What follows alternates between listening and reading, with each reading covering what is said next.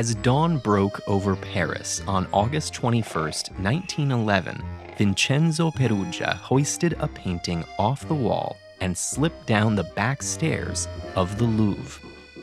He was close to freedom, the exit just before him, when he encountered a two-pronged problem. The door was locked and footsteps were approaching. Tucked under Perugia's arm was Leonardo da Vinci's Mona Lisa. It's arguably the world's most famous painting today, but how did it achieve its status? Leonardo is thought to have started the portrait in 1503 at the request of a Florentine businessman who wanted a portrait of his wife, Lisa Gherardini. Leonardo continued working on the painting for more than 10 years, but it was unfinished by the time he died. Over his lifetime, Leonardo conducted groundbreaking studies on human optics, which led him to pioneer certain artistic techniques. Some can be seen in the Mona Lisa. Using atmospheric perspective, he made images at greater distances hazier, producing the illusion of profound depth. And with sfumato, he created subtle gradations between colors that softened the edges of the forms he depicted. All of this is striking. But is it enough to make the Mona Lisa the world's most famous painting? Many scholars consider it an outstanding Renaissance portrait, but one among plenty. And history is full of great paintings. Indeed, the Mona Lisa's rise to worldwide fame depended largely on factors beyond the canvas.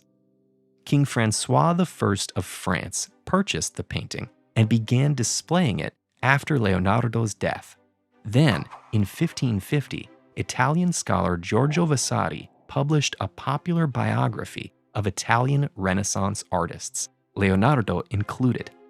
The book was translated and distributed widely, and it contained a gushing description of the Mona Lisa as a hypnotic imitation of life. Over the years, the Mona Lisa became one of the most enviable pieces in the French royal collection. It hung in Napoleon's bedroom and eventually went on public display in the Louvre Museum.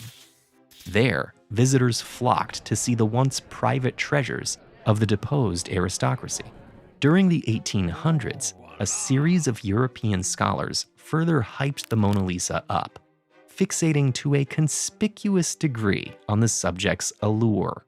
In 1854, Alfred Dumesnil said that Mona Lisa's smile imparted a treacherous attraction. A year later, Théophile Gautier wrote of her mocking lips and gaze promising unknown pleasures. And in 1869, Walter Pater described Mona Lisa as the embodiment of timeless feminine beauty. By the 20th century, the portrait was an iconic piece in one of the world's most famous museums, but the Mona Lisa wasn't yet a household name. It was Perugia's 1911 heist that helped it skyrocket to unprecedented fame.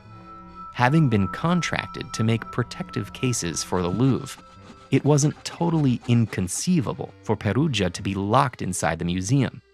And lucky for him, when a workman encountered him in the stairwell, he simply helped Perugia open the door and let him walk out into the morning. The theft made international headlines. People gathered to see the blank space where the Mona Lisa once hung. The police interviewed Perugia because he had worked at the Louvre, but they never considered him a suspect. Meanwhile, they interrogated Pablo Picasso because of his connection to a previous Louvre theft, but eventually let him go.